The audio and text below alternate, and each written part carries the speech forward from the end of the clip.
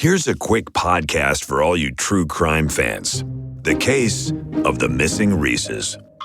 It was me at the store with my mouth. Motive? They're Reeses. What was I going to do? Stop myself? Tune in next time to see if I do it again. Spoiler, I will. Wow, that had everything. Reeses, suspense, Reeses. Everyone loves an unexpected plot twist, but your education shouldn't be one of them. And nobody understands that better than Southern New Hampshire University. SNHU's online degree programs provide the flexibility you need, backed by support you can count on. With over 200 affordable options in psychology, criminal justice, business, and more, SNHU is built to fit your life and your budget. Visit snhu.edu/lastpodcast to learn more. That's snhu.edu/lastpodcast. There's no place to escape to. This is the last podcast. On the left. That's when the cannibalism started. What was that?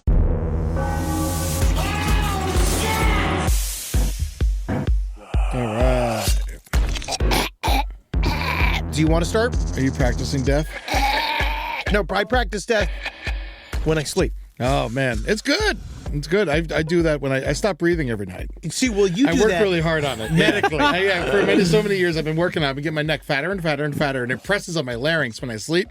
And so sometimes I don't breathe, and I'm still here. You see? Can't stop me. Can't kill you, Can't dude. kill me. Can't kill me, dude. Can't imagine, in my mind, Count Dante should have a martial arts solution to sleep apnea. Because if any martial artist groups of henchmen had sleep apnea, it's guys in Count Dante's crew. I don't know how he died, but I think that sleep apnea is high in the running. Oh, I think that if there was a man whose sleep apnea was his mortal enemy, it would be Count Dante. Trust me, it's a fat man's death. He's not a fat man himself, but it is. It's an unhealthy man's death. Yeah. He lived a fat man's life. He did, while himself still being quite the martial arts expert. Welcome to Last Podcast on the Left, ladies and gentlemen. My name is Marcus Parks. I'm here with Henry Zabrowski. That's me. Ready for karate noises. Yeah, and sleep apnea's best friend. It's Ed Larson. That's right. Count Dante went from martial arts to martial farts.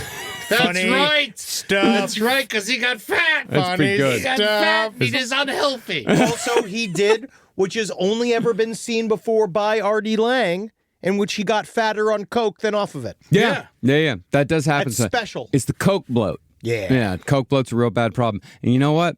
A lot of really healthy people, real farty, because they're vegetarian. Oh, yeah. All right, so everything I said sucks. Yep. That's why I follow women around. That's how you know where the healthy girls are in Los Angeles. Oh, man. Follow the vegan farts. I can see that. If I did cocaine, I'm sure I would just be like, well, I want a sandwich. Yeah. Give me a sandwich right now. I want a fucking sandwich. Just power Where's my through sandwich? Yeah, some people do it to keep drinking. I do it to keep eating cheesesteaks. Yeah, and to keep talking about eating. Yeah. You got to eat when you're talking about eating. My restaurant owner at the Poorhouse, he loved cocaine. Yeah. Oh, a bar owner in New York City loved cocaine. You know, there was a brief time there where he wasn't doing it, and then all of a sudden I knew he'd gotten back on it because I got a call at 4 a.m. telling me the soup sucked.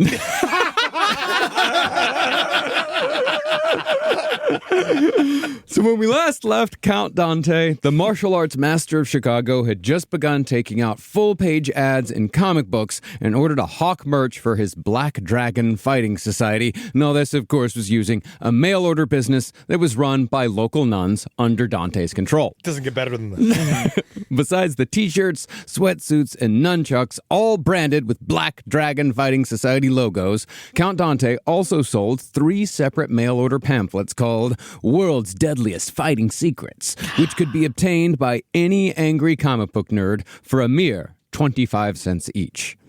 Count Dante had also fully given in to his status as a local character in Chicago by modeling his image and personality after the Satanist Anton LaVey, who was just starting to make headlines out in San Francisco as the head of the Church of Satan in the late 1960s. I feel like every once in a while I just have to remind myself I don't like this guy. Yeah. This is like, I feel like last week you were like really trying hard to be like, you know, he's an asshole, but it's so hard, man. Yeah. Because Count Dante is one of my favorite Americans that have ever been born. There is just some of it, except for the fact that I don't like his behavior towards women. No, of course not. No, he's an absolute asshole. He's a fucking bully. He's Yeah. inherently violent. He is a bully, but he's a fucking character. He is an American character. But all this added up to Count Dante basically billing himself as a sort of anti-hero. He was a real-life comic book character who could supposedly kill a man with a single touch using his vast repository of martial arts knowledge. And for just 25 cents, he could teach you how to do the same. All it takes is 5 nickels, and you also get the secrets of Bong Zang.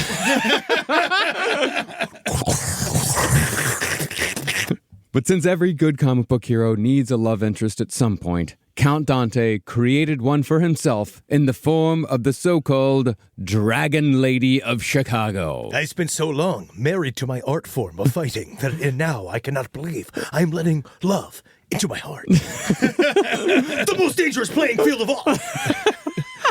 Dragon Lady's vaginas are watertight. 5-finger death touch. On the clit. On the Dragon Lady. Make an orgasm.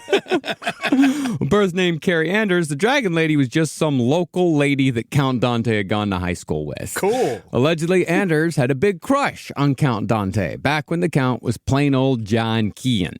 But even though Dante had stood up Carrie Anders after promising to take her to the prom, Yeah, guys, I was too busy. I had to go work at the gas station. Dante and Carrie reunited in 1967, just 5 years after they graduated. Carrie had apparently blossomed in the years since. She grew bigger breasts. She was That's now what that means, Yes, that's what blossomed generally means. being Last nice time about Yeah, I was being very nice and Last not time I just. saw you at the body of a little girl, but obviously now you're a grown woman. Well, she's now in her early 20s working at Chicago's Playboy Club, serving drinks and cigarettes, dressed in the bunny ears and swimsuit uniform of Playboy Club employees. Now, once she and Dante reconnected, he sent her a dozen red roses with a note reading, quote, The burning embers of love can be rekindled. As if that wasn't cheesy enough, he actually signed the note Count Dante, even though Carrie Anders knew him better by his real name, John Keane. I got you roses, the color of blood. The blood that I shed in order to prove to you that I am a wonderful lover and an accepting husband. This is kind of like the plot of Gross Point Blank. A little bit, yeah. But while you'd think all this would send Carrie Anders running, she quickly became swept up in the wild world of Count Dante. How can you not? Before long, she'd quit her job at the Playboy Club to work for Dante at his dojo, the Imperial Academy of Fighting Arts, all while she took private karate lessons from Dante himself. God, she must have hated money.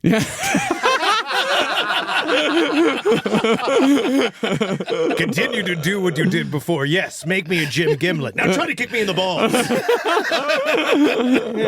Now you're quitting to work at a dojo.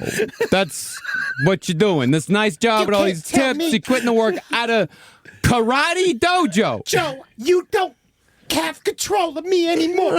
I'm going with the Count. He's royalty from Europe. He's making me a dragon. What did you do, Joe? What did you do? The only dragon I did was your ass in order to make money for you with the club. I don't want to be a rabbit no more. I want to be a dragon. Reportedly, Count Dante was surprised and impressed by the toughness displayed by Carrie Anders, so he nicknamed her the Dragon Lady and branded her as basically a Playboy bunny with a black belt, even though her karate skills were relatively limited. Once dubbed the Dragon Lady, Carrie accompanied Count Dante everywhere day and night, and as a couple, the two of them began appearing on tabloid covers and local TV shows as a sort of combination martial arts magic show act. You ready to see the magic show? Let's watch this dime bag disappear into my face. And so, with the Dragon Lady by his side, Count Dante began giving in to the theatrical side of martial arts more and more, all with the assistance of an increasingly large number of hangers-on who believed wholeheartedly in the so-called Dante system of martial arts. Remember, the Dante system is just beating someone as badly as you can, as quickly as you can. And don't forget, going for the eyeballs in the throat. Yeah, the eyeballs, throat, and he's introducing the testicles slowly but surely. It's really One at a time. Left, right. I mean, honestly, the 70s are like the decade of the testicle for Count Dante. 1967, he's just building up to it. Yeah, I would say he did grow into it. He did. Well, in the summer of 1967, Count Dante organized a karate tournament in a Chicago auditorium called the Medina Temple. But the hook for this event was supposed to be a fight between one of Count Dante's students and an actual bull. This was a copy of an act put on by a Japanese karate master named Sosai Oyama, who'd been fighting bulls since the 1950s to push the limits of his skills. Oyama would tour the world fighting bulls while wearing only sparring shorts, but Oyama was talented enough to grab the bull by the horns and grapple it to the ground again and again. That's kind of fun. It's really cool. Wow. It sucks for the bull, but it's no different from rodeo. Well, if you're just wrestling it, it's better than stabbing with a bunch of little swords. Yeah, well, that's bullfighting. That's bullfighting. That's Spanish bullfighting. Yeah. Like that's even. Yeah. Man grappling a bull, that's even. Yeah, that is even. Also, Chicago just became Bulltown. It did. It was just they formed in the 60s. Yeah, that's right. And so, Whoa, this is all about fucking it's good Scottie marketing. Pippen. Yeah. Count Dante's student, however, was not on Sosai Oyama's level. Dante's guy was a nerdy Jewish kid named Arthur Rapkin, who'd gotten into karate because he'd grown up as a fat kid who'd been bullied in gym class. But that made Rapkin the perfect student for Count Dante. Every single time you're wondering, can I conquer this bull? Think about how wobbly your little girl's tits are, all right? And how bibbly-bobbly your flapping gut is, all right? Now you take that rage, and how everyone used to point it out, right? And tell you how what a girlish-looking man you were, how you were a little baby boy that should be beaten to death. Like, you want to focus that rage at the bull.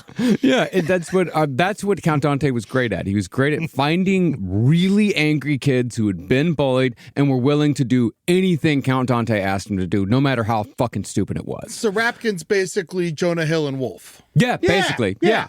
Well, Arthur Rapkin had been simultaneously expelled from high school and his karate class in one single day in 1964. That's the coolest thing I've ever heard, Arthur. He'd gotten into an actual street fight with a teacher from his high school who was also a fellow student at Rapkin's karate studio. He'd basically, after class one day, he just punched his teacher in the head. Wow. Yeah. They didn't even do a full, bow for attention. They didn't do a full fight. Not if you want to win. Yeah. That's the Dante system. Kill him in his sleep. Punch, then bow. Yeah. Cut their break lines. That's the Dante system.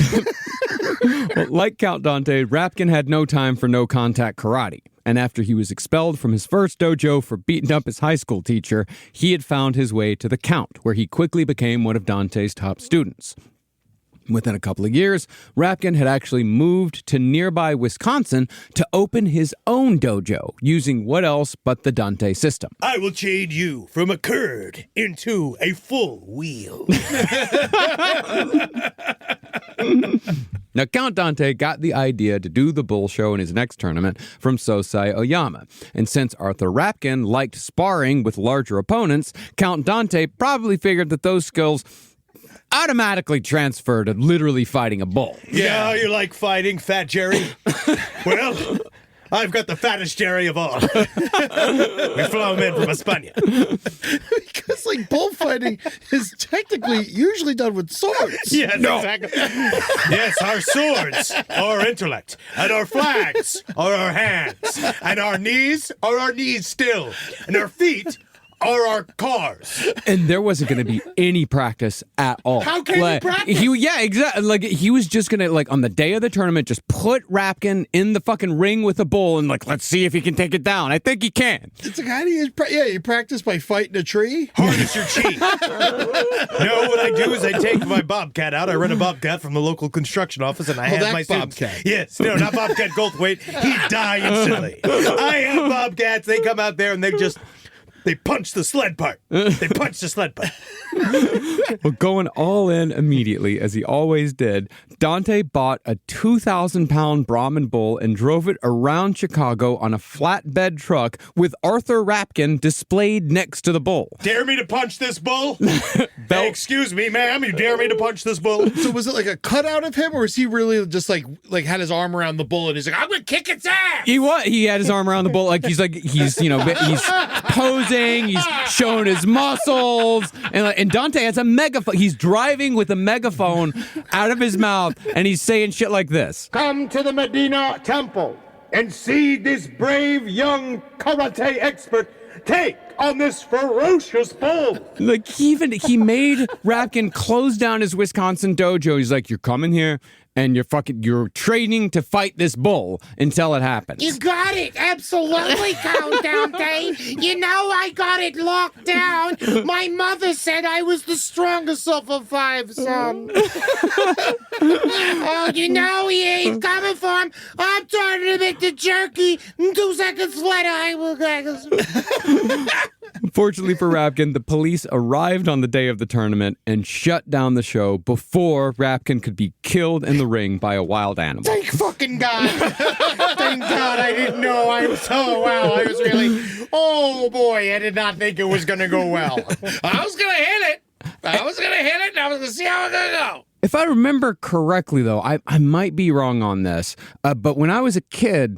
Like, Brahmin bulls, they always had them at stock shows, and you could take pictures with them. They're the ones with the big, the big hump on the back. I think Brahmin bulls are the gentlest of all bulls. To be. Yeah, if you're gonna get one, I think Brahmin's the one to get. Well, just the fact that he could actually drive it around in his pickup truck around the streets of Chicago on a flatbed might tell you that it's not the most aggressive bull. Yeah. And they don't have horns, it looks like, from the quick Google image search I just did. Let's all still say Arthur very easily could have been murdered by that bull. It does not matter, because the second he punches it in the head, the second he goes up to the stationary bull, because imagine how that fight goes. The Brahmin's just standing there, and Arthur's like, let me at him, let me at him, let me at him. The second he fucking hits one fucking strike on the chops. Yeah, he's not Mongo from Blazing Saddles. Yeah. It's not going to fucking fall. He's going to go, and then the Brahmin bull's going to beat the fucking, it's going to stomp him. It's going to trample him. They're 1,800 to 2,400 pounds.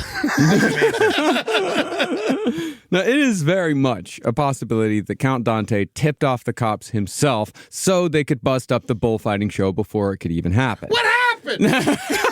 The cops find out. I can't believe this was supposed to be the best days of our lives.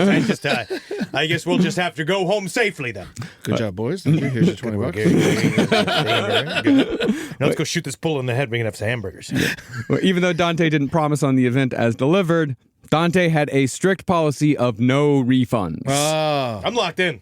Likewise, it seems like Count Dante may have used his next tournament, held in September of 1968, as a massive smokescreen to make a little cash without having to pay his creditors. Because it seems like mommy and daddy's OBGYN money, I think that stopped flowing to Count Dante by the late 60s. Like, you're good. Another crime against humanity. Count Dante was cut off by mommy and daddy. You could say his money was on a menopause. There we go. Good work. Now, for this one, Count Dante used his attractive girlfriend, the Dragon Lady, in all the advertisements, and he had her be the spokesperson who spoke to the press. Talk hot to him, honey. In an interview with the Chicago Tribune, the Dragon Lady claimed that the organizers were going to march to Muhammad Ali's house to get him to join the fights. They were going to convince him. That I should know as soon as I talk to Mr. Clay, he would absolutely be interested in joining a fighting tournament. That's right, we're walking to Kentucky. Ali, of course, did not show up. Oh. And neither did the crowds. The World Fighting Arts Championship Tournament of 1968 was a total bust. But Dante still managed to make a profit on the failure. Since any money he might make would go directly to his many creditors, Count Dante had his bullfighter, Arthur Rapkin, steal almost $9,000 in cash from the ticket booth at the gate. Arthur then called the police himself to report the theft. And since the cops believed Arthur's story, Dante got to keep all the cash. You know, again, can't hold him down. He's figured out that much, man. He's just figuring out how to just eke his way through 1 week at a time. Yeah, man. What a great fucking plan. Yeah. It's just it's so stupid. It's more I'm like gonna rob me. it worked. But we're seeing like already these like truly Byzantine cocaine-fueled plans. Well, he's not on cocaine just yet. It seems like he wants to be. He's dibble-dabbling. Yeah, It's not quite getting there at but this these point. are all coke ideas. Yes. No, he's one of those guys whose brain is made he already has a coke brain, Yes. and then once he gets on coke, it's even worse. Yeah, it's like one of those guys who are like, I'm really into B12 right now. Yeah. You should be using. Why are you taking it anally? Well, from what it seems like, even though Dante got his money, the failure of the tournament was still a massive blow to his ego. Quite unfortunately, as is the wont of many inherently violent men, Dante took out his frustrations on his girlfriend, the dragon sad. lady. That's sad. It's terrible. Reportedly, Dante beat Carrie Anders and gave her a black eye, blaming the failure of the tournament on her. And it wasn't the only time he laid hands on her. Carrie later said that Dante would make her shape his elaborate pointy beard, and she was so scared of making a mistake while doing it that her hands would shake. No fear should enter into the art of beard arts. No. Well, he used the hair dissolving powder, so if there was a mistake, he might lose half of his pointy mustache. And then, what in the living hell will I do? No, the money will go. The money will go. If I don't have my pointy mustache, who am I? But even though Carrie broke up with Dante and moved in with her parents after the failure of the 68 tournament, Dante wouldn't let the relationship go. The Count would show up at Carrie's home just to make sure that she knew that he was still around. And he once even showed up demanding that she make him breakfast. And when she said no, and this is such a bully, like an adult bully move. Yeah. He's like, I'm going to beat up your dad. If you don't make me breakfast, I'm gonna beat up your dad. I'm gonna go upstairs. I'm gonna beat up your father.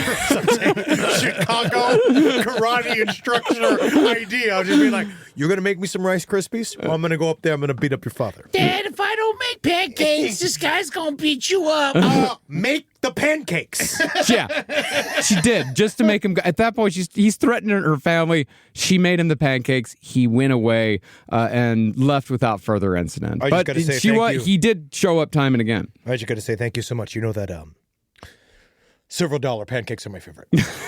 Seems like he was really dragging the relationship out. There we go. I'm angry. Dragging That's it. angry. That is angry. .com. This podcast is brought to you by Squarespace. Squarespace is an all-in-one website platform that helps you stand out online. Yes, that's right. You don't have to smash your face with a hammer. You can just start a business. It's got everything you need on Squarespace, from securing your domain to building a professional site and showcasing your work all in one place. Let's say you want to show everybody how you can carve your ribs out of your lower abdomen so that you look more like a Ken doll. That's amazing. You can bring your vision to life with AI-powered design or curated templates, plus flexible editing tools that helps you create something that truly reflects your style, especially if you are somebody that is trying to corrupt the young men of America. That's what Squarespace is really going to help you. Squarespace makes it easy. It makes it easy for you to put all that together, and you just go to Squarespace and do it all. Thanks, Braden. Head to squarespace.com/left for a free trial. And when you're ready to launch, use offer code LEFT to save 10% off your first purchase of a website or domain. Summer means freedom. And for adults, summer means work next to freedom. But thanks to Mint Mobile's summer sale, it can almost feel like the work is playtime for the adults. Right now, all of Mint's plans are $15 per month, even unlimited. Free yourself from big wireless and switch to Mint Mobile for high-speed data and coverage on the T-Mobile 5G network. It's so well connected, I could call from anywhere, deep from well within my bunker, where my AI-fueled robots slowly but surely toil for me, but I know for a fact I'm saving money on my phone plan. Or up above, where I'm training all of my giant Amazon female warriors who will fight in bulletproof mesh. Also, honestly, Mint Mobile's really cheap, and it's really reliable, so you should use it. To get your new wireless plan for just $15 a month, go to mintmobile.com/LPOTL. That's mintmobile.com/LPOTL. Cut your wireless bill to $15 a month at mintmobile.com/LPOTL. That's it. There's no catch. Upfront payment of $45 per 3 months, $90 for 6 months, or $180 for 12 months. Plan required, $15 per month equivalent. Taxes and fees extra. Initial plan term only. Greater than 50 gigabytes may slow when network is busy. Includes up to 20 gigabyte hotspot. Capable device required. Availability, speed, and coverage varies. See mintmobile.com. If I think about where we were 20 years ago, and I think what we would use to protect our space, it would mostly involve bayonets, weed whackers, and assorted diesel-fueled dune buggies that we'd use to spread pollution so thick it kept the other improv comedians from stealing our material. But now, Simply Safe has made all that so much easier. Using Simply Safe here at the office has revolutionized our ability to use diesel-powered dune buggies for good, and not for chaos. Think about what your home security system does as an intruder approaches your house. Sits, waits. Not much. Just waits until the window breaks, and then it goes, oh no. But then you get some kind of alarm and a notification. What if the whole point was to stop the chain events before it even happened? Unlike traditional security systems that'll only alert you after a break-in is already underway, Simply Safe is designed to help stop intruders before they get inside. It goes into their mind. It makes them think of why they're doing this. I remember when we didn't have real security and all the podcasters were outside begging for our takes. Begging and scratching like a bunch of weasels. Now I can see them 25 feet away, and I can spray them with fire extinguisher liquid and stink gas. Not that it would make them smell any worse than they already did. Simply Safe helps me lord over them all.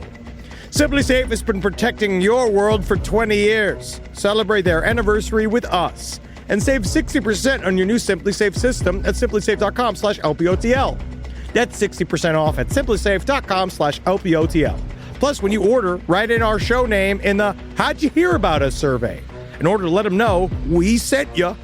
Don't forget, there's no safe like Simply Safe. Live from your grave.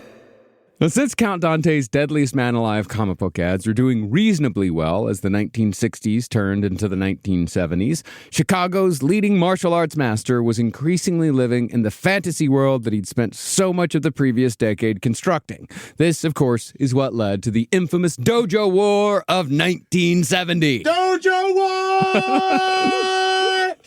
It's more of a battle. Yeah.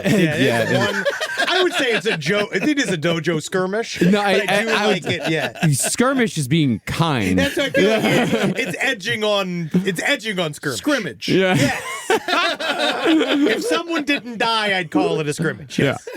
Now, in the history of Japanese martial arts, there is a practice called dojo yabori. Yes, it's most honorable. Yeah, it's dojo storming. In a classic dojo storm, the top students of one martial arts school will visit a rival school and challenge its members in an attempt to test the school's fighting abilities. You simply do not have the ability to confront my powerful kung fu. It's pretty awesome. I didn't know there was an actual term for this. No, Yeah. this used to happen. It used to go, and they used to go, but it used to be more like, it was both. It was like a samurai thing, mostly, yeah. And they would do it both as ceremonial and as legit. So it would both be like an actual attack, but it would also just be like, we're going to randomly show up and see if my karate can beat your karate. And everyone just goes like, yeah, fuck yeah, of course. All we do is do karate. Yeah. Yeah, fuck yeah. Let's fucking try our karate. Yeah, other times a dojo storm will just be a fight between the two leaders of the rival dojos instead of an all-out brawl, because usually it was just a big fucking brawl. Yeah. But if the challenger wins, the rival school loses credibility, and a few students might decide to switch allegiances to the challenging dojo. Now, there really isn't any one known catalyst for what set Count Dante on the path to declaring war. There very rarely is, Marcus. Very, very rarely. War what is it good for? GDPs, obviously. Stock market. What we do know is that Dante picked up the phone in April of 1970 and called a rival martial arts studio called the Green Dragon Society at their dojo, which was unironically called Black Cobra Hall. Dante then issued a simple warning to the Green Dragons. He said, quote, I'm coming over there, and I'm bringing a bunch of guys to bust up your joint. Oh, because they're the Green Dragons, and he has a joint. Ooh, whoa, yeah, it's fucking weird. But also, that's just fun as hell, because that guy was looking for a fight. The guy doing the Green Dragon Society was definitely pointing his way towards Count Dante. Oh, yeah. Well, let's go through some of the catalysts, some of the reasons behind this. What we do know is that in 1970, the Green Dragons were the biggest rivals to Count Dante's Black Dragons, and that rivalry was, for multiple reasons, finally coming to a head. Some say that the Green Dragons were running their mouths about Count Dante, saying that he's full of shit and he doesn't know how to hold his own in a real fight. I can fight! Oh, I can fight! I'm going to name my dojo Python Kai. Well, other people in the community said that Dante was pissed off because the Green Dragon Society's logo was too close to the logo Dante used for his own Black Dragon Fighting Society's logo. Compare them. Look, what we have here is the Black Dragon, absolutely frightening, the most powerful opponent you can be, drenched in wickedness. And then, now it's green? The Green Dragon. That's not a dragon! The only green dragon I know of came from J.R.R. Tolkien's masterpiece, The Fellowship of the Ring, and that was populated by hobbits. I love smoke. Beat up that nerd. Good work casing the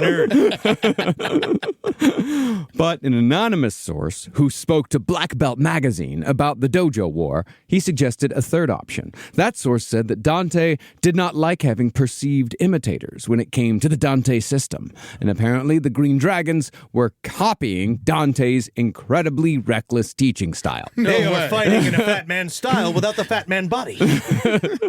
Well, like Dante's Black Dragons, the Green Dragons also used weapons in their training. Remember, Dante would use knives and guns. They also did balls out, full contact training at all times, just like the Black Dragons. And the Green Dragons also used a technique that put them into an animal-like state during combat, like Dante's Tiger Mirror method. Hey, listen, my name is Dr. Michelangelo. I've got nothing to do with your so-called Dante system. We here at Green Dragon Fighting Society do things just a little bit different. It's family style. I still wish we were red dragons. There's still time to vote. But in the end, it could have also been that Dante was trying to extort the Green Dragon Society for a good old-fashioned turf tax. And when the Greens refused to pay up, Dante decided to attack. And that actually might be the most likely thing. It's like calling up someone and say, like, I'm going to bring a bunch of guys over there to bust up your joint. That sounds like turf tax. It'd be a shame if something happened to your dojo. Yeah. I could offer your dojo a little protection. Exactly. Which is hilarious because the one thing that doesn't need protection is a dojo. Yeah. Man, that's the whole point of having the dojo. It's filled with karate experts. They protect the stuff.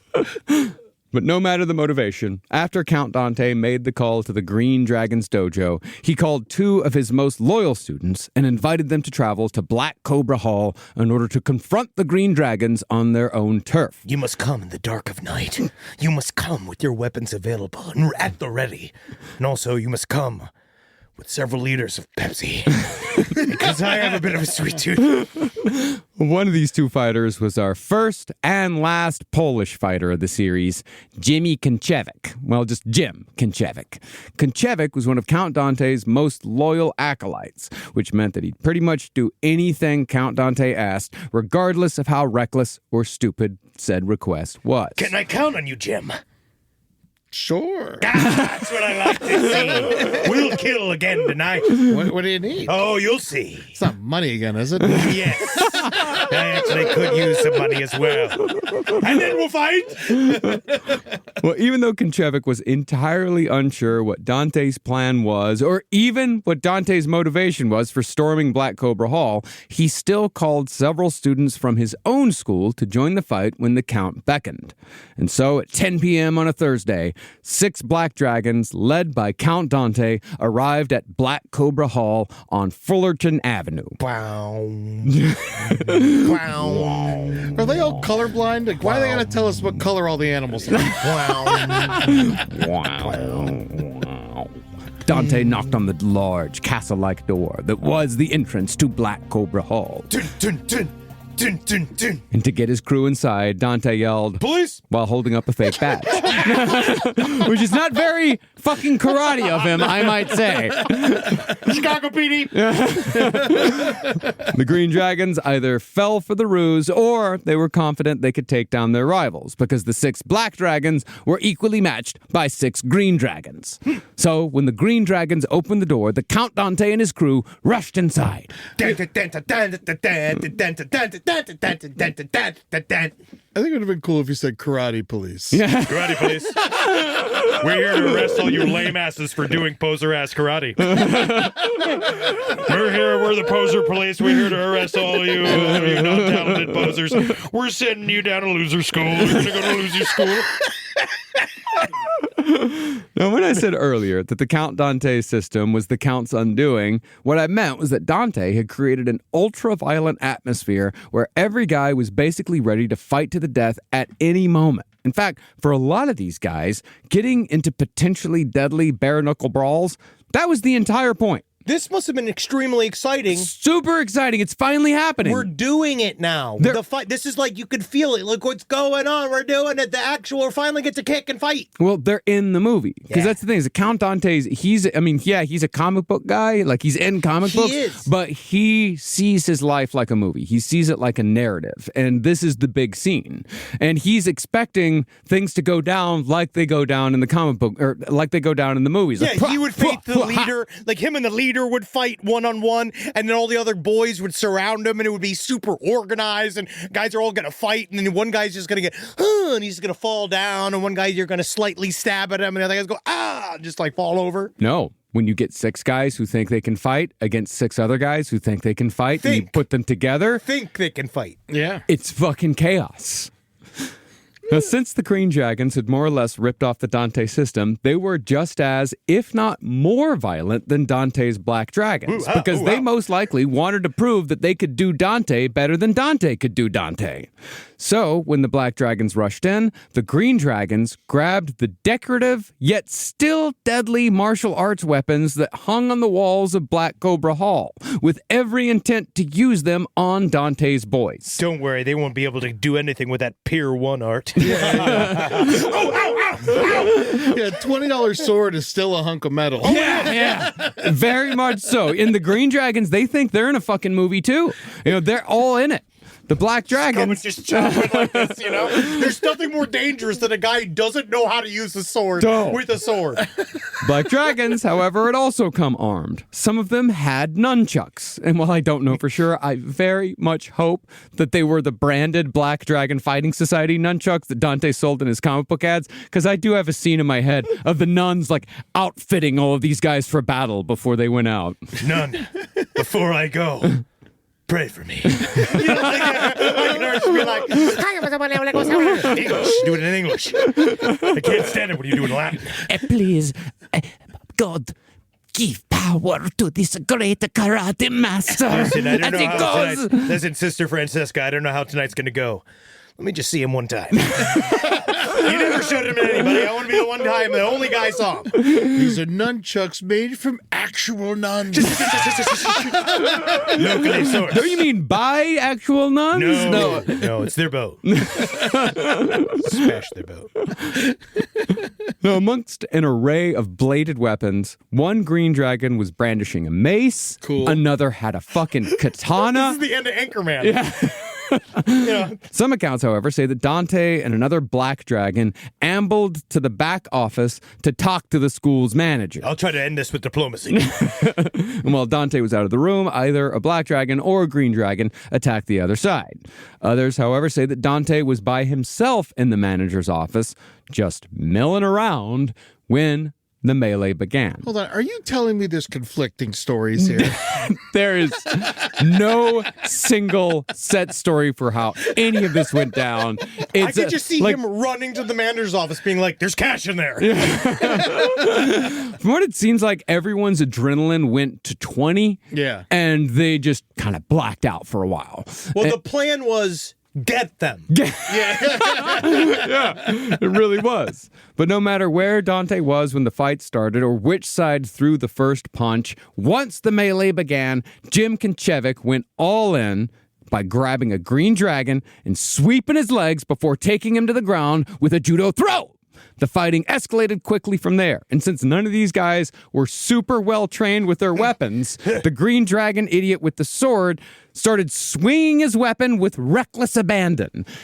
Jim Kinchevik was cut several times. Use a sharper sword. Dozens of times, in fact. I got the sword guy. You boys take a break. What the fuck? I told you to wrap your arms in newspapers. One green dragon quite possibly lost an eye to his own side's wild katana. Hey, man, it's war. Yeah, it is war. The fog of war, as they say. Don't worry, we'll get you a glass one later. Chicks love it. Now, after the fight continued for some time, the Black Dragons decided that they had failed to fight their way back to the manager's office, which is, I suppose that's how you win. You make it to the manager's office. Base. Yeah, base. If I sit in the manager's chair, I run the dojo now. That is just rules. That is karate rules. Ancient Chinese rules. It's basically capture the flag. Yes, it is. And the guy's like, it's my building. I own the deed to the building. I just call the fucking police. Konchevik, covered in blood and katana wounds, called for a retreat. Specifically, he screamed, quote, "Let's get the fuck out of here!" Oh, that's an amazing, absolutely great idea. And so Count Dante and the rest of the Black Dragons followed Konchevik's lead. We'll go in a field of smoke. One of the Black Dragons had actually locked the door behind them, so they had to force their way out of the Black Dragon's entrance. Like a bunch of guys get me out of here! Someone get the key! Yeah. Once escaped, the Black Dragons noticed that Konchevik had not made it outside. So one of the Count's guys poked his head back inside to see what happened, but he was horrified to see Konchevik flailing towards the door as a geyser of blood spurted from his neck. Truly the most Polish way to end a karate match. Apparently, the guy that Konchevik had judo thrown at the beginning of the brawl had not forgotten that slight. And as Konchevik was leaving, that green dragon had taken a massive spear off the wall and thrown it just before our Polish karate kid had reached Black Cobra Hall's exit, striking Konchevik in the neck. The fuck? I didn't know there'd be fucking spears, man. What the living fuck? Dude, that's the big It's an handheld, no range, no range. I just can't believe there's 12 karate guys in Chicago and only one of them's Polish. I love this, dude. This is the bit when Brick and Anchorman 2 has the trident. Yeah. It's the same bit. I think they may have stolen it from this incident. The massive neck wound, along with the 36 katana cuts Konchevik had received in the battle. It caused Konchevik to collapse and bleed to death on the sidewalk outside of Black Cobra Hall. And so, in the end, the only fatality from Count Dante's Dojo War was Count Dante's own man. Now, normally I would say never leave a man behind. But that man was a pussy. And plus, he's too heavy to lift. Yeah, he's quite low. My back actually really hurts from the war. You know the guy, you ever when you were a kid, you do something and then the moment after you do it, you're just like, oh no. Yeah. Oh, yeah. The spear just has to be like, oh God. Oh, I really lost my head there for a second. I threw a spear at a man. I was just trying to scare him. I actually never thought I'd ever throw a spear at a man. This is an amazing day for me. That's what my dad used to call being cute. It was like when someone got hurt, it's like, oh, somebody's being cute, weren't they? Yeah. And like, yep. And this guy was being cute. Thought he's like, I'll just throw a spear, and then I guarantee you, as soon as it left his hand, he went, fuck. Shit. No. They started it. After seeing Konchevik collapse and die on the sidewalk, one of Count Dante's students ran to a fire station and called the cops. Cops showed up just in time to apprehend both the green and the black dragons. Black dragons were just about to flee the scene, and all 10 men were taken into custody that night, including Count Dante himself. No, everybody holds. We must listen to the local constable. They're all just sitting there with their hands in their pockets looking at this guy bleed to death. Fuck, man. Jim. Short war, huh? yes, very short. Very short, yeah.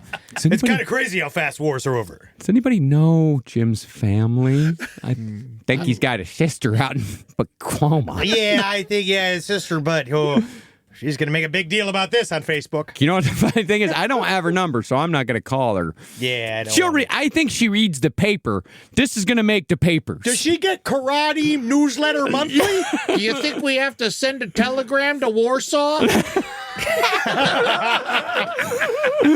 I hope not. That'll cost a lot of money. However, the story that Konchevik's killer told to the cops was not a story of spear throwing.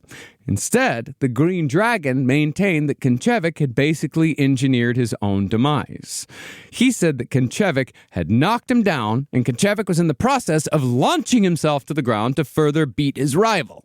But while on the floor, the Green Dragon grabbed an abandoned weapon and stuck it in the air just as Konchevik leapt. And just like the scene that's been in dozens of movies and TV shows, Konchevik supposedly impaled himself on the blade through the neck when he dove down. That's the ending of the movie The Edge. Yeah, it was a scene in Lost as well. Yeah, it happens. It's cliche. It's a big cliche. It didn't happen. He just nicked his neck by throwing a spear at him. I can just see him on the ground with a giant spear sticking out of his neck. It's like, I think he did it to himself. Honestly, I think we need to look at the systemic factors that led to a moment like this. And whether this is how Konchevik actually died or not is up for debate. But either way, the man who killed Konchevik was still just charged with involuntary manslaughter. He got off light. It's like, well, he got him with the spear. We got to give him credit for that. Yeah. Even in karate, there's white privilege. As far as Dante went, he was reportedly devastated by the loss of his friend and student, but he still used the Dojo War as a promotional opportunity. He was like my right hand. But I'll regrow my right hand. He reportedly claimed in interviews that when it came to the injuries that he himself had inflicted upon the Green Dragons, he was responsible for, quote, removing both eyes from the face of one of his rivals. Yeah, I just got both eyes out there. From the face. From the face. The face of the guy. Yeah. I go in there, you know me, always popping eyes out of the face. As opposed to where? As opposed to what other part of the body would you remove the eyes from? Well, if you have eyes in your hand, then I'm taking them from your hand. Are you saying that nipples aren't eyes? Because I'm looking at them. Because if nipples are eyes, my eyes are very sensitive. Wildly sensitive. And I will orgasm to the touch of my eyes. Now, this sort of boast was pretty much a part of Count Dante's regular patter by this point in his career. As the deadliest man alive, Count Dante bragged that he had killed 50 men, which meant that if he was telling the truth, which he wasn't, he'd killed at least 25 men since his time in the military, all in death matches across the world. But concerning eye removal, Count Dante also claimed that he had maimed at least 25 more men by ripping off their testicles or plucking out their eyes, which was supposed to be Count Dante's trademark move, even if nobody had ever actually seen him do it. You can't physically see it. It's too fast to be seen. I took your eye. You can't tell when I did it. How do you know? You're blind right now. You're blind. You're just in a fantasy thinking you can see. That's how blind you are. Now, in reference to the eye removal, Count Dante was talking about a green dragon named Jose Gonzalez. According to a Chicago Tribune article, because the Chicago Tribune loved Count Dante. Every single time. They were like, Count Dante, thank you. You fixed page 6 again. Oh, yeah, you can always get a couple inches on Count Dante. Well, according to them, Gonzalez was sent to the hospital after the attack, where doctors unsuccessfully tried saving a badly injured eye. Some say that he was, as I said earlier, cut by a katana wielded by a fellow green dragon. But most likely, Gonzalez had been partially blinded when a black dragon hit him in the eye with a nunchuck.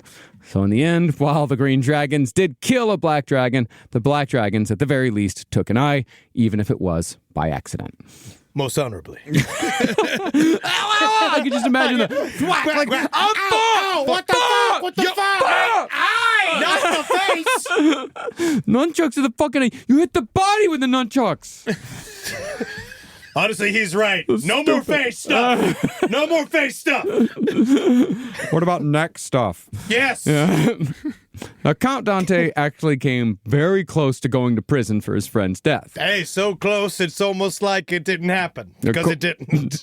According to the accountability statutes in Illinois, Dante could have been held responsible for Konchevic's death because Dante had initiated the brawl and invited Konchevic to come, which created the circumstances that led to Konchevic's demise. Agreed. So Dante lawyered up, but again, in the dumbest way possible. For some reason, Dante chose a Chicago police officer who'd recently graduated from night law school, but had not yet passed the bar. This character's name was Bob Cooley. I like a lawyer outside the system. Yeah. According to Bob Cooley, he was still on the job as a cop at the precinct house when Count Dante showed up asking for his help. Supposedly, Cooley arrived back at the station one day after a shift to find Dante waiting for him, wearing a yellow fishnet leotard and a purple cape. According to Cooley, Dante said, quote, Hello. Greetings! Greetings. I've heard that you're a tough son of a bitch, and you're bright and connected. I'd like to hire you to represent me. As I said, Cooley had not passed the bar just yet. I'm not a lawyer. I don't know if that's legal. But amazing. Yeah. First client booked. It was his first client. He assured Count Dante as long as he passed the bar, he'd be more than happy to represent the Count in his upcoming trial. Absolutely no notes, perfect plan. You know, there's plenty of other lawyers that have degrees. I don't like them. They cost things like money. And they have things like offices. And I don't trust that. I like a man who doesn't have a home to live in. I want a lawyer who is a warrior, and you, as a cop, are a warrior. A police officer, please come to my side. Bring your gun to court. Last Podcast on the Left is excited to collaborate with Audible. Audible has a massive range of ad-free crime fiction, nonfiction, and true crime podcasts. You know, there's so many things you could do while you're listening to an audiobook. You can clean up your own personal crime scene. And that's easy to do, and you can learn it all from books. Some people also listen to audiobooks to go to sleep. But you could check out podcasts like This American Life, titles from true crime greats like Michael Connelly and Agatha Christie, and Audible originals like Dr. Death, The Cowboy. You can find whatever you're looking for on Audible. Plus, you can multitask while you do it. Find your next mystery on Audible. Audible. Stories that speak to you. New members can start listening with a 30-day free trial at audible.com/left. Is there anything better than a summer evening outdoors? Enjoy your space to the fullest with new greenery from Fast Growing Trees. I love a big, thick bush. Fast Growing Trees is America's largest, most trusted online nursery, and they can send me a big, thick bush any time of the day. It arrives at work. It arrives at my car. I can pinpoint on a Google map where it is. Send me a big, thick, brown bush. And they send it immediately when they have it, because sometimes the shaver comes to town. I remember one time I ordered a cherry wood tree from Fast Growing Trees. And my God, I couldn't cut it down, no matter what my father told me to do. I had to lie to him about it. And next thing you know, I became the first president of the United States of America. And even you can become the first president of the United States of America with Fast Growing Trees. Right now, get up to half off select summer planting essentials, plus get an additional 20% off your first purchase with code LEFT at checkout. That's an additional 20% off at fastgrowingtrees.com with code LEFT at checkout. Offer is valid for a limited time only. Terms and conditions apply.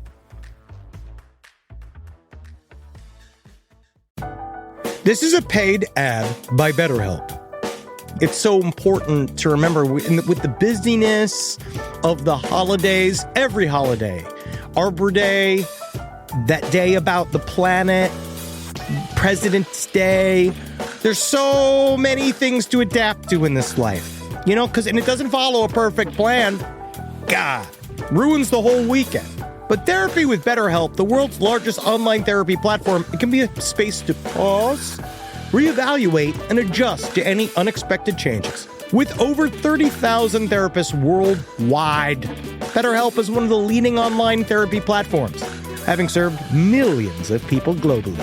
BetterHelp makes it easier to fit therapy into your routine. You're in good hands, too. BetterHelp therapists have at least 3 years and 1,000 hours of hands-on experience, and hold all required education, training, and certifications. It's easy to do, and the help is better over there.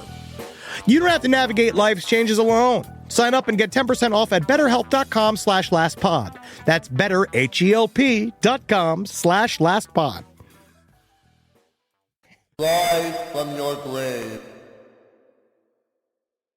Now, when Dante's trial convened 8 months later, he was incredibly lucky to draw an old Irish judge who saw this entire affair as a massive waste of both his time and the court's time, even if one guy was dead and another was partially blinded. He just doesn't give a fucking shit. He's so stupid. He's still like, yeah, that guy deserved, I guess. Fuck him. Fucking Chicago in the 70s. It's like, sometimes people gonna die. Well, it was a Dojo War. I'm actually kind of surprised it was only one guy. So, good work, guys. Good, safe Dojo War. It was under the fair fight laws. Well, Cooley said that when Dante's hearings paused for breaks, he could hear the judge muttering under his breath, quote, "They're all crazy. They're all crazy." And this was fantastic news to Cooley, because Cooley's whole strategy had been like, this is a crazy brawl gone wrong. There's nothing, like Dante doesn't have any culpability here. Men, they do tend to mix aggressively with other men. Yeah. This is just men sharing information through kicks and punches with each other. This is just an old-fashioned situation we like to call having a go. That's all. In fact, no records exist of Count Dante's court case at all, because the angry Irish judge suddenly dismissed all the charges in a flurry of exasperation. Reportedly, he said, quote, "They're all guilty. All these people are a bunch of lunatics who deserve what they got. Now get out of my courtroom." And with that, he banged the gavel, and Count Dante was set loose upon the world once again. Count Dante 1, Chicago 0. I did it. Count Dante does it again. I just imagined this judge, and like for me, in my head, I see just a George C. Scott, like, they're all guilty. Get them out, bunch of fucking lunatics. Get them out of the room. Deserve what they got. Get them out of the goddamn courtroom. Release them. They're all violent. And that's actually a wonderful lesson within the Dante system. Remember, a W's a W. Now, Count Dante's trial came to a close in 1971, but he'd already been unofficially kicked out of the martial arts community for initiating the Dojo War. Sure. All of his students had left because Dante had led Konchevik to his death for reasons Dante still couldn't quite explain. There's a lot of systemic issues, and it's a lot of contextual issues. I hate green. That's one of the issues. And the entire affair had turned the Count from a local character to a local joke. But instead of recalibrating, Count Dante doubled down on being Count Dante by turning Count Dante into a full-time job. He focused most of his energies on his mail-order business, which is, of course, fueled by the ads he continued placing in national comic books. But since Count Dante was blackballed from the martial arts world, he began getting out his violent urges by courting conflict in the streets. Dressed as ridiculously as possible to attract bad attention, Dante would cruise around in his gigantic chocolate brown Cadillac Eldorado, just waiting for somebody to say something. You thinking I'm gay? You thinking I'm gay? Yeah. Good. That's great to hear. I guess. Yeah. Yeah. You're gay. Oh, yeah? Yeah. I might punch you in the face. Ow! You said it first. Yeah, isn't that funny? Isn't that funny? It's a funny little joke I played. I mean, it's more of a pimp situation. Oh, a gigantic chocolate brown Cadillac Eldorado, leotard, cape, cane. Yeah. What's going on, motherfuckers? Hey, how you guys doing? What's hanging? What's going? How you getting? You got some mess on your dang low? Yeah, there we go. Nothing shaking but the leaves on the trees, but they wouldn't be shaking if it wasn't for the breeze. What's going on, my player, big place? It is young bully mentality. Yeah. Because when I was a young bully, my parents were like, you can get into fights as long as you don't start them. You can't throw the first punch. Yeah. You know, and so it's like, so his brain was, as long as I don't physically throw the first punch, this is allowed. Yeah. Well, according to his lawyer, Bob Cooley, once Count Dante successfully provoked someone, a darkness would settle on the Count. Black dragon, he's in the night. Black dragon, ready for a fight. Dante, you paying attention? Yes. Sorry, I was just whispering. Well, Dante would get quiet and focused, as if he was in a trance. And finally, his eyes would bulge out of his head, and the Count's power would explode. And more often than not, regardless of how big of a douchebag he was, he would leave a pile of unconscious bodies in his wake. I punch with all of my limbs at once! Since Count Dante was no longer having to uphold any artifice of tradition or decorum, he gave in fully to his dark side and began participating in serious criminal activities. It's time to get truly serious about cocaine. Honestly, up to this point, I've been silly and really not been kind enough. But now it's about to be I'm getting locked in. I'm really to focus on cocaine. Yeah. In the early 1970s, Dante and his bullfighting student, Arthur Rapkin, joined a legion of shady men by getting into the business of smuggling cocaine. Rapkin would fly down to Colombia, buy cocaine by the kilo. Thank you. Then smuggle it home in a suitcase through Miami. God, so nervous the whole time. Yeah, well, this was actually a relatively easy thing to do back then. This is before drug sniffing dogs. We didn't even have a TSA back then. As long as you could bluff your way through it and they didn't look in your suitcase, you could get kilos of cocaine. So your passport here says you've been to Colombia 4 times this month? Yes, I did go. I love pupusas.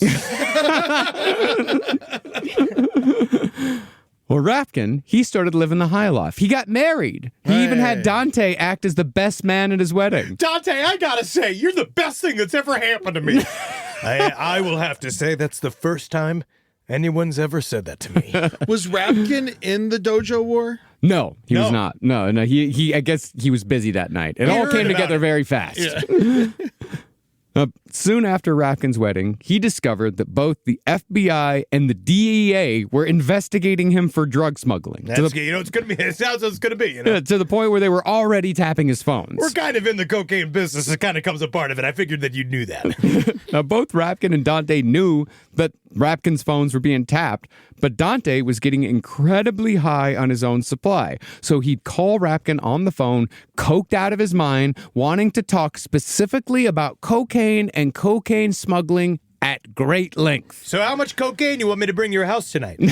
Honestly, I just want to know because, okay, I'll use code China White. How much of that Better China code, White? better code, need a better code. Okay, how about cocaine? How much cocaine do you want me to bring? Let's make it quick. A handful? Do you want this much? Do you want a handful or do you want a basketful? I'm going to hang up on you. It's real loose. It's just in my car. I actually put it in the ashtray. All right, just get over here before you ruin all of it. It's actually kind of mixed in with a bunch of soot. Well, Rapkin was, to say the least, highly annoyed by Dante's reckless behavior. This is my style. And Dante got so out of pocket between the cocaine abuse, the street brawls, and the loose lips that Rapkin eventually just stopped taking Dante's calls. Wow. Yeah. He screened his calls just to avoid Dante. Yeah, they are. Now, by 1972, Count Dante was longing to get back into the world of martial arts. And since some of his students had successfully formed their own martial arts scene in Fall River, Massachusetts, hometown of Lizzie Borden, the Count relocated and reopened the Black Dragon Fighting Society. Oh, yeah. He's like, if Chicago couldn't handle me, you know who loved me? New England.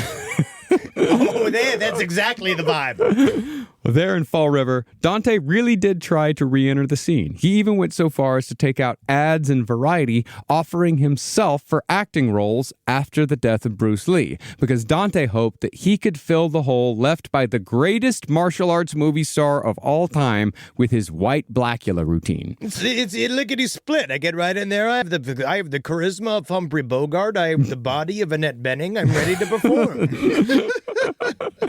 But Count Dante seemingly couldn't keep his nose clean. And that Literally. that went both for participating in criminal activities and doing copious amounts of cocaine. Dante, therefore, supposedly hooked up with a mobster named Luigi D'Afonso sometime in 1973 or 1974. I told him I thought his name was a bit of a hate crime. This is when the story gets a little murky. There's a lot of hearsay. Now, Luigi D'Afonso was a young con man and gangster who'd made his first million at the age of 21 in the late 1960s through a bogus investment scheme. His taste for the high life eventually led people to refer to D'Afonso as the Sicilian Gatsby. Welcome to my mansion. Please enjoy the champagne flute of marinara.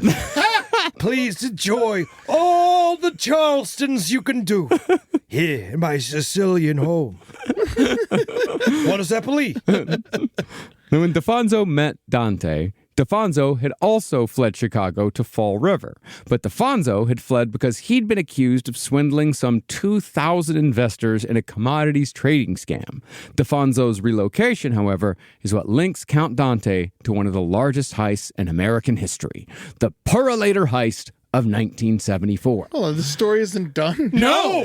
There's still one more. There's the end of Boogie Nights. Yeah. We're there. Yeah. One last step. He's trying to make it happen, but it's just so funny in the little town of Fall River, Massachusetts. Like these two fucking ridiculous characters just walking around all the cobbled streets and shit, just being like, can't even believe how much chowder these animals eat. Disgusting. As he throats a bratwurst. So one day in the fall of 1974, Count Dante showed up to the office of his lawyer, Bob Cooley, who had, of course, previously represented the Count during the trial that followed the so-called Dojo War. Great news, Count. I'm a lawyer now. Dante, however, was gacked out on coke, utterly bloated, and completely disheveled. Dante was even conspicuously missing the trademark cape and leotard. But after some small talk, Dante asked Bob if he wanted in on a scheme that was sure to, quote, win Cooley $1 million. By this point, though, Cooley didn't want anything to do with further Dante shenanigans, because this was not the first time that Dante had offered Cooley, a former cop, by the way, action on something that was highly illegal. Such Cooley luckily missed out on what could have been the early planning stages of the Purolator heist. Now, as far as what the Purolator heist was, around the time that Dante was offering a cut to Cooley, the Illinois Bureau of Investigation got a tip that a big score was being planned by the so-called Chicago outfit. That was the Bureau's name for Chicago's most active Italian mafia crime family. So the Bureau put tails on such organized crime figures as Pete Gucci, Jimmy the Bomber Catawara, and who else but Count Dante's new neighbor in Fall River, Luigi D'Afonso. The Bureau saw these three men meet in a hotel room for about 2 hours in September of 1974, but it was not noted if Count Dante was amongst their group. I was running security outside. Hey, can we get this fucking guy out of here? Yeah, sure. I'll go get coffees. Get the fuck out of here! You're welcome. But while the Bureau had no idea what the Chicago outfit's new target was, a heist went down in Chicago about a month later at a warehouse belonging to one of the biggest armored car companies in America, Purolator Security Incorporated. At around 1 a.m. on Monday, October 21st, $3.8 million in small unmarked bills, plus $500,000 in checks. And that's $3.8 million in 1974 money. Yeah. All that was stolen from Purolator's Chicago warehouse. But while the heist was well planned, it did not go off without a hitch. Let me tell you, not a single person believed I was African American. One of the worst ideas in the planning. I do admit it was mine. The moment I get in there, I take the security guard's eye, right? Hey, wait, sit! And I should announce that Count Dante has arrived. You should listen. I will go in. I will say, Count Dante has arrived. Are you waiting to get the terror of Bang Zang? You guys know what I do best. The authorities were tipped off to the break-in when warehouse staff noticed that a smoke detector had gone off in one of the Perlator vaults. But this was all a part of the plan. When firefighters arrived, they discovered that 3 plastic money bags had been filled with gasoline and lit with a long fuse. The fire was meant as a distraction while the perps got away with the cash. Everyone's focused on the fire, no one's chasing the guys. And that plan did work, but the fire was not as large as it was supposed to be. The perps had meant for 11 bags of fire to go off, but 8 bags filled with gas didn't catch because there wasn't enough oxygen in the vaults to keep the fire going. I think, though, all of the Bags of gasoline? Bags of gasoline. That's the dumbest shit I've ever heard. Well, I mean, it worked partly. I think it was also supposed to obscure how someone found out about the Perlator heist because there were no signs of forced entry to the vault. The vault was protected by concrete walls a foot thick on each side. This, of course, heavily implied that the heist was some sort of inside job, which gave the cops a solid lead. And while it did take authorities a little while to pick up the trail, they did make 6 arrests in connection to the heist. 2 of those 6 men arrested had connections to Count Dante, even if those connections were tenuous at best. I told you to kill yourself. You're supposed to take a suicide pill. You're supposed to kill yourself. As soon as you get their hands, I can't be taken. Just a few days after the heist, Count Dante's lawyer, Bob Cooley, had received a visit from one of the heist planners, the aforementioned Pete Gucci. Well, she does the Pete Gucci. Yes, the Pete Gucci. I just want to say the please protect the man because I don't like to be part of this. My Gucci family does not want me to be a part of this. Do you think his body bag was called a Gucci bag? Well, perhaps not so coincidentally, Pete Gucci's lawyer shared an office space with Bob Cooley. And Gucci had dropped by Bob Cooley's office one day to hide $25,000 in cash behind Cooley's sofa because Gucci knew he was facing arrest. Hey, don't look behind your sofa now. That's my money. In fact, what I'm going to do is I'm going to piss over here. It's Gucci's now. Nah, I'm like a Gucci. I'm like a money Gucci's now. Gucci had also left instructions with his attorney that when he was arrested, he was supposed to go to Cooley's office, retrieve the $25,000 in cash hidden behind the sofa, and use it to bail Gucci out of jail. Because normally we kind of depend on my ability to turn into an Italian mush that allows me to move between bars. And while that connection to Count Dante was indeed circumstantial, Dante was absolutely questioned by the FBI in regards to the heist as a possible suspect. Always question the guy in the cape. We ditched the cape. Well, you know. Well, Dante even passed a lie detector test, but some believe that Count Dante was able to use his martial arts training and his meditation skills to cheat the detector by controlling his vital signs. Are you ever lying if you never tell the truth? Good question. That's why lie detectors are not reliable. I just got to say, according to this machine, Count Dante is dead. Yes, I've been training for this since I was a child. Look, as you can see, I can make myself frozen to the touch. And so, Count Dante was never charged as being a part of the Perlator heist. Wow. But there are other factors that imply Count Dante may have been involved. First of all, out of all the people arrested, the only man who went free was Dante's neighbor in Fall River, Luigi D'Afonso. While the other 5 guys went to prison, D'Afonso was found not guilty of all charges relating to the heist. D'Afonso was one of those mob guys that just couldn't make a fucking conviction stick to him. Yeah. For whatever reason. Second, on the very next night after the heist, Dante supposedly called Arthur Rapkin and spilled all the details of the Perlator job to his bullfighting, coke-selling former student over the phone again. I'm doing the coolest thing tomorrow. I have to tell you, I know you'll be super excited about it. Do you remember how excited you were about the bull? You're going to be so mad that you fired me from dealing your cocaine. Oh, is the DEA still tapping your phones? DEA, hey, hello? Hey, tell me, how much cocaine do you have on you personally?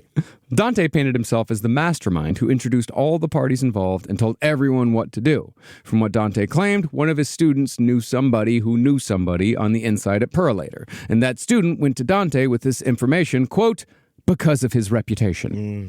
But the biggest factor that points towards someone getting away with their part in the heist, maybe Count Dante, maybe not, was the fact that over $1 million in cash was never recovered by the authorities, and that money remains missing to this day. It's literally missing. I lost it. I can't find the money. It's gone. I think we might have set it on fire. I don't quite know. I also just like this idea. He was just like, he opened a door for somebody. Yeah. That's all Count Dante did. If he was involved in it at all. If he just knew a guy that knew that it was happening, and then he could always be like, that percolator thing? All me. Yeah. Oh, Dante. Yeah, I still live in my studio apartment. Yes, I still drive the chocolate Eldorado that can barely move. That's fine. Yeah, absolutely. But I'm in the money. I won't spend that $1 million. It's my friend. It's invested. It's invested. It's in a pile in my apartment. Now, even though Count Dante may have successfully pulled off one of the largest heists in American history, a darkness brought on by the cocaine and his own penchant for violence was quickly settling over the deadliest man alive. In March of 1975, Dante acted as guest host and probable silent partner for an event held at the Roseland Ballroom in Taunton, Massachusetts. This event was billed as the Taunton Death Matches, which nicely reflected just how grim things had gotten for the Count. See, the rules for the Taunton Death Matches allowed anyone to enter off the street and sign up for a spot in a no-holds-barred bare-knuckle brawl. Thumbs in the eyes, groin kicks, testicle crushing, anything and everything was allowed, and most of the contestants were just violent Massachusetts shitheads with no training whatsoever. It sounds like fun, but I bet each fight was 3 seconds long. Oh, yeah. Or it's just dudes rolling around on the ground, and eventually one just went, ow! Oh, dude. Yeah, bare knuckle boxing is extremely dangerous. Yeah, it's either 3 seconds or 40 minutes. Yeah. And just, God. Yeah, where they're afraid to hit each other. I've seen those where they don't even do it. Well, I'll watch a street fight with the bare knuckle but they kind of hover and they go because they don't really want to do it, and then the rest of them are just they're pretty brutal. Or it's that incredible scene in Deadwood when Dan beats he fights Hearst Man. Oh yeah, probably the best fight scene ever filmed. One of my favorites ever. It is honestly my favorite fight scene. It's unbelievable. Yeah, the captain, I think, is the captain. Yeah. And some of them are like that. They're fucking make you want to throw up. Yeah, it's awesome. Now, even though this event was a fucking mess, to say the least, Black Belt magazine still came out for what would be their last interview with Count Dante. During the interview, Dante had a couple of his new students demonstrate the street fighting skills he'd been teaching them in an attempt to impress the karate journalist. One student sat in a bar stool playing the victim, while another of Dante's students grabbed the seated student by the shoulders before violently kicking the bar stool out from underneath. Another student just punched one of Dante's guys in the balls as a demonstration of the techniques that Dante was teaching. Very effective. That punch went right to the balls. Right? It's kind of grace. Didn't even wait. But near the end of the interview, Count Dante became agitated when the karate journalist steered the conversation towards Dante's possible criminality. You don't understand. There's contextual, systematic context stuff. A lot of ins, a lot of outs. A lot of outs. Dante said he was afraid of getting arrested in relation to the Perlator heist, and he even speculated that someone in the Chicago outfit might kill him because of what he knew. As such, Dante claimed that he locked himself in his condo every night, sitting there, staring at the door with a shotgun in his lap. But luckily for Dante, neither the cops nor the mob read Black Belt magazine, so he suffered no consequences for running his mouth once again. I'm just keeping my shotgun. Just keeping it company.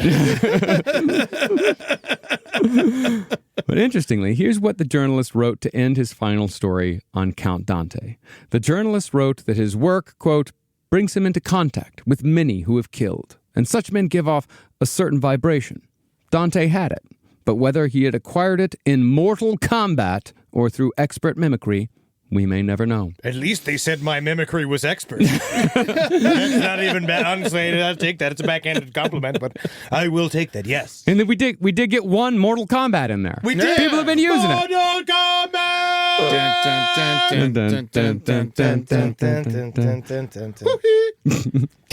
Oh, yeah. Toasty. Now, while Count Dante's claims about the mafia's attempts on his life sound extremely overblown, yes, there's one more story that implies that there may have been some truth to Count Dante's tale. I think if he made somebody Italian mad, that would make a lot of sense. Yes. Hold on, Count Dante had a tail? I know. See, about 6 months after the Perlator heist, Dragon Lord. Lawyer Bob Cooley got a call from Count Dante inviting him to come over to his condo in Chicago because I suppose by 1975, Count Dante had returned to his hometown. Now, Cooley had been avoiding Count Dante for months, and he wasn't the only one in Count Dante's life who had written off the deadliest man alive. Most of the people who'd known Dante during his heyday in the 60s were done putting up with the coke rages and the grandiosity by the 1970s. Now, grandiosity, it's great for comic book ads, fucking exhausting in real life. What's going on, bro? Yeah, that's right. Dante's back in town. What's going on? You guys, you're busy? Yeah, it sounds like you're busy. Yeah. Well, you want to go catch some kicks or something? You want to go out later? Maybe do some sparring? Or... Oh, you're busy. That's fine. How about a fight? Would you like to fight? What if we just straight up fight each other? What if I kick you in the balls a couple of times? You want to come over? I'll kick you in the balls. You wouldn't believe in Massachusetts how much guys love getting kicked in the balls. You're not into... Oh, you have any cocaine? But for some reason, on that night, Bob Cooley decided to accept Dante's invitation. When he arrived at Dante's condo, he found that Dante was even more disheveled, coked out, and bloated than he'd ever been. He's in a bad way. What's going on? Bobby, it's good to see you, buddy. What's going on, buddy? You want a cigarette? You have one? Cooley, however, felt like Dante had called him over to brag, or to prove something to Cooley specifically. See, at one point, Dante pulled Cooley into a bedroom in his condo and told him, quote, "You always thought I was a fuck off. Look at this." And at that moment, Dante revealed a cardboard box full of $100 bills. Is that a fuck off? Is that a fuck off box? That's some fuck off box, money. Who says that? What a fuck off does? Yeah, that guy, he said you fuck off. You think I'm the fuck off? Quite possibly could have been the missing $1 million from the Perlator heist. But this goes against what we already know about the heist. If you'll remember, the Perlator heist, it was specifically a good heist because it involved small bills. So unless Dante took his ill-gotten gains to the bank and exchanged the small bills that he stole in the heist for larger ones, this was likely just a box of money. You could call it a box of money, or you might just say it's a box of papers. That sort of look like money. Because why would I not be spending this? Yeah. Right? Well, I mean, he has a condo in Chicago. That's pretty good. Wow. Yep, you're right. Probably rob someone else. Well, you're correct. Well, as far as where he got the money, that question might have been answered that very night. See, Cooley did eventually escape the increasingly uncomfortable hangout, but hours later, Count Dante called Cooley's house. Cooley, of course, didn't answer. It was the middle of the fucking night. So Dante left an almost panicked message on Cooley's answering machine. He said, quote, "Bub, I mean, you've got to believe me. What I showed you wasn't real money. It's all counterfeit. You've got to believe me." That's gonna get you off. Yeah. Listen here, buddy. I'm in a lot of trouble. I've lied to a lot of people, right? I've said a lot of different things. And you got to come over here and tell this guy this money's counterfeit. It's all counterfeit money. It's all counterfeit. It's counterfeit. It's all been fake. I committed a crime, Bob. You know I don't have that money, Bob. Hold on. Are you taping this? The answering machine. It is an answering machine. This is on a tape. Well, just tell Deborah hello for me. Hey, it's me, Dante. I miss you guys, and hopefully see you soon. Whether it's an extreme coincidence or a part of some grander conspiracy, the deadliest man alive may have had reason to be panicked that night, because within hours of making that last phone call to Bob Cooley, Count Juan Rafael Dante was dead. According to Bob, Count Dante's living girlfriend at the time called him the next morning and said that the Count had been killed and that it was her belief that someone had poisoned him. Now, I can see why she thought that. Because if you'll remember from the last episode, Count Dante had a persistent bleeding stomach ulcer from, quote, dealing with all the politics of the martial arts world. I'm just sick of all the subtle nuances. I'm sick of all the talking and philosophizing. All the highing and the yawing.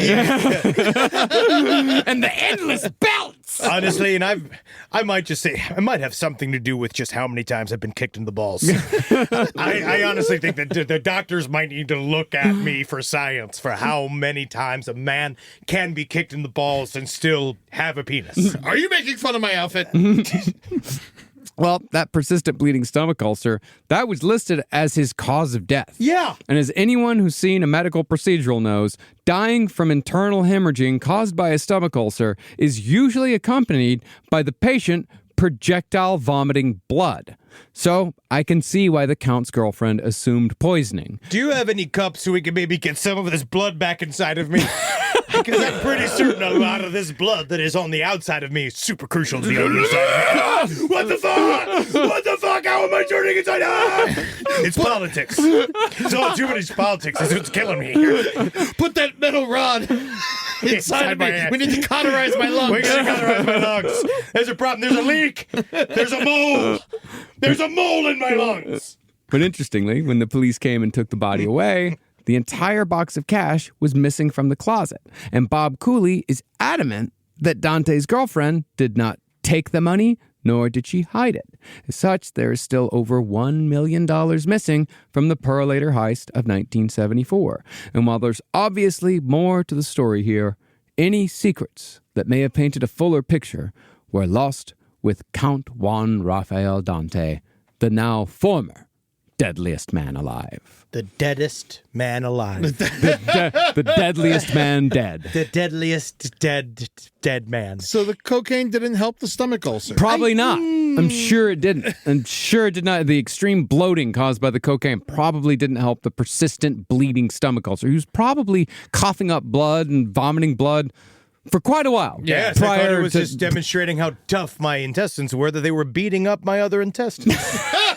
That's all I could assume. I can only imagine. He is one of the, he was a piece of shit, yeah. And the world is probably a better place without him in it. But man, how Count Dante have handled the 90s? Oh, how would he have handled the 80s? You know, he would have got into skateboarding. Hey, listen. Be careful. You're about to hear a thing on the news about HIV, okay? Listen, it came down to the fact that, yes, I had sex with a monkey. It's a long story. It's a long goddamn story. It's a story. I didn't know. I thought it was a man in a costume. It's a long story. Well, I hope that chick got that money. Oh, dude, I hope so, too. that the Brahmin bull. I just see the bull in a car driving across the country with the box of money next to him, just blowing out the fucking window, you know, like, I wonder where that money is. But honestly, thanks to the weirdos of America. Yeah, and thanks to my my man at my local coffee shop who turned me on to the Count Dante tale. I'd never heard of this before. Not at all. He told me about it. It's like that's an episode. Dojo. He's like, have you ever heard of the Dojo War? I'm like, I have not. Please tell me more. Yes, we love to hear your stupid stories. Yeah, these are amazing. So go next week. We're coming back with a bit of aliens. All right, and then we got some other stuff coming on. You're going to see. We're coming in the pipe. Very, very interesting. And are you ready for announcement? It is live.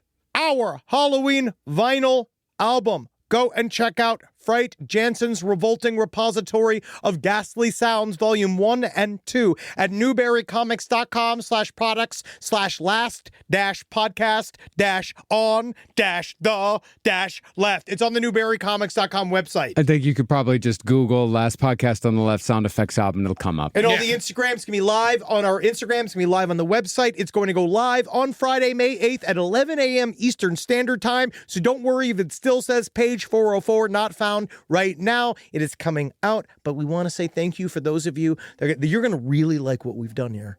It is thick. It is, as we do here, way over the top. Yeah, it's very genuinely frightening. And there is a dance hit as composed. I'm going to put this out the butt right now, just so you know, because it's already out. We have a dance hit original piece written by Marcus, myself, Isaac Hansen, and Ash Gordon from our new band, Mass for Trash. Yeah. Yeah. I do vocals. Yeah, it's I awesome. scream. That's great. Yeah, it's really It's real fun. And Yeah, it's just a fun song. The album was so much fun to make. Most of the people on the network were in it. We had so many great special guests pop in. It's fucking so much fun. It's vinyl, right? And this is the only way you can listen to it. Yeah, vinyl, right, it's for a now, timely, yeah. It's vinyl. It's a sound effects album that is not going to be available on streaming yet. It is literally it is entirely on the album. How big is the first pressing? Right. 1,000? The first one's 1,000, and we want to kick it into more. So that's going to go. Oh, yes. Yeah. And we are in collaboration with Newberry Comics, David Desmalchin, Soundcrafters here in Los Angeles, and with original music by Ash Gordon and Isaac Hansen, and featuring everybody here. And there's also a bunch of special guests on the album. Can't wait for you to hear it. It's a lot of fun. It's going to fuck you up. It's actually scary. No, there's some pretty disturbing parts on it. It's really fun to do. Hell yeah. Julie's great in it. Yeah. My wife gets Well, you'll see. You'll see. Go to patreon.com/lastpodcast and left to give us money in order to get our shows ad-free. You also can see /stream on the left live every Tuesday, 5 p.m. PST. You can also go and see all of our socials at LP on the left for all the fucking shits on Instagram, TikTok, whatever. And you also on YouTube, go check out LPN Romantasy, Who's the Bee, The Foreign Report, No Dogs in Space is currently coming back. Yeah. Where you're working there, it's in the pipe. And on LPN TV, the most important thing that you can go look at, HGX2, Season 2 is now live. It is on our YouTube page, LPN TV, and also we have a brand new YouTube, The Brighter Side. That's right, The Brighter Side LPN. So go to youtube.com/@The Brighter Side LPN to go follow The Brighter Side. We're building that up. It's going to be a new way to watch The Brighter Side, same old show, but you can see us, which is nice. It is nice. And also, HGX2 is fucking so much fun. It comes out every Thursday at 6 p.m. Pacific. It's 8 episodes long, and we're up to 4 right now. 5 if you're listening to this at a normal pace. But yeah, no, it's so much fun. Marcus fucking crushes it. Henry crushes it. It's a blast. I really can't. It's honestly, it's a return to Murder Fist as far as I'm concerned. It is. Oh, Yeah. It was fun. I felt like I finally got to be in a Murder Fist sketch. It was fun. Really fun. Yeah, which episode am I in? You are in episode 4, I believe. Nice. Yes. All right. So that wasn't the one that comes out today. Yeah. Hell yeah. No, it's come see my judge. Come see me, Judge. Yes. All right, well, we'll see you next week. Hail Satan. Again. Fuck him. I hate him. God damn it. Hail Count Dante. Wow. So, yeah. Wow, in the very end, he comes all the way back around. He really is a piece of shit, and I'm glad he's dead, but yeah, right? But it's the idea of Count Dante. idea of him. Like I know, yes, Yeah, him in theory is amazing. he did some really awful shit, yes, but just take a look at one of the comic book ads. And you're like, wow, that's America. that's a real bad guy. It is. Yeah. And we deserve it. We do. Whether you're rushing out the door or eating on the way to work, conquer morning chaos with Belvita. Baked with whole grains, Belvita breakfast biscuits go great with coffee and are a part of a balanced breakfast when paired with low-fat dairy and fruit. And when you're looking for a post-breakfast snack to tide you over till lunchtime, try Belvita Energy Snack Bites. They're a good source of fiber and come in delicious flavors like banana dark chocolate with sunflower seeds. Find Belvita at your local store today. Do you remember in school when your teacher had a favorite of everything? A favorite marker, a favorite element, and yes, even a favorite student? Who wasn't me, so let's move on. I want to talk about their real favorite thing. Kleenex tissues. According to teacher lists, Kleenex is the #1 facial tissue trusted by teachers. They're silky soft, help prevent skin irritation. And now, with Kleenex Snap and Go, you can take them anywhere. Stock up on the ultimate classroom favorite. For whatever happens next, grab Kleenex.